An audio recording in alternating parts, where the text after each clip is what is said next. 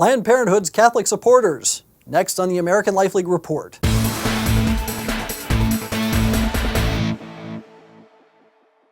The Catholic Church has had many enemies over the centuries. Through persecutions, heresies, schisms, and scandals, the powers of darkness have always found earthly allies willing to try to destroy Christ's plan for the world.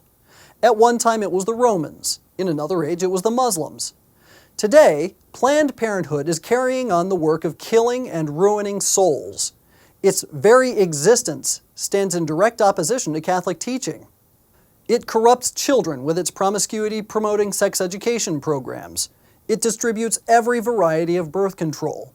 It promotes homosexual behavior. It hosts sex parties for high school kids and college-age young adults. It has shown a willingness to protect sexual predators and sex traffickers. It routinely mocks Christianity, in particular our Blessed Lord and His Immaculate Mother, and it kills hundreds of thousands of preborn children every year. In short, Planned Parenthood is diametrically opposed to the Catholic Church, and yet, in February, 62 members of the U.S. House of Representatives, claiming to be Catholic, voted against defunding this enemy of their faith. It's not exactly surprising, however, considering that they are longtime bedfellows with the nation's largest abortion chain. But how should the Catholic Church respond to this blatant betrayal?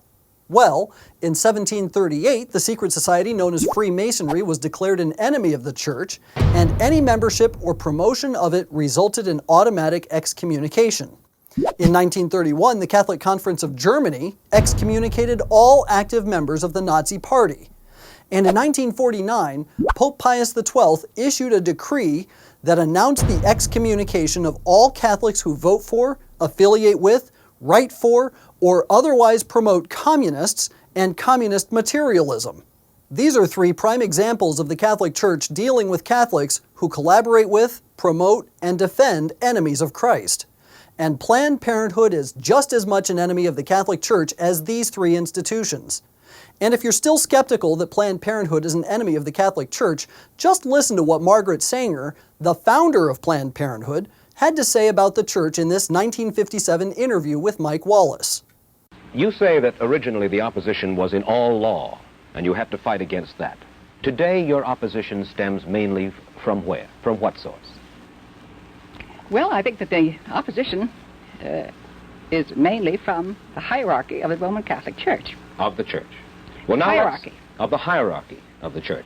That was Planned Parenthood's attitude in the beginning. In 2009, the current president of Planned Parenthood, Cecile Richards, wrote a scathing article against the bishops of the United States for speaking out against the inclusion of abortion and birth control in healthcare reform legislation. And while Planned Parenthood has considered the Catholic Church an enemy from its own beginning, Catholic bishops have equally recognized this hostility. In 1986, for instance, the Bishop of Rhode Island announced the excommunication of a local executive director of Planned Parenthood.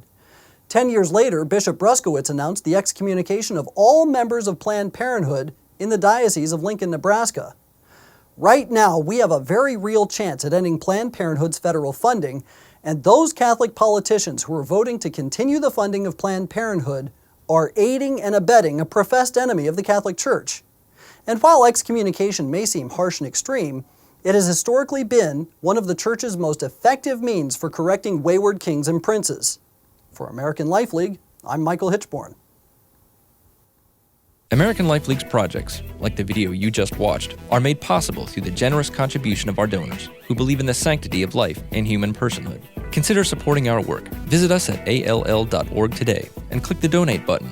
Your monthly pledge to American Life League helps us to save more babies.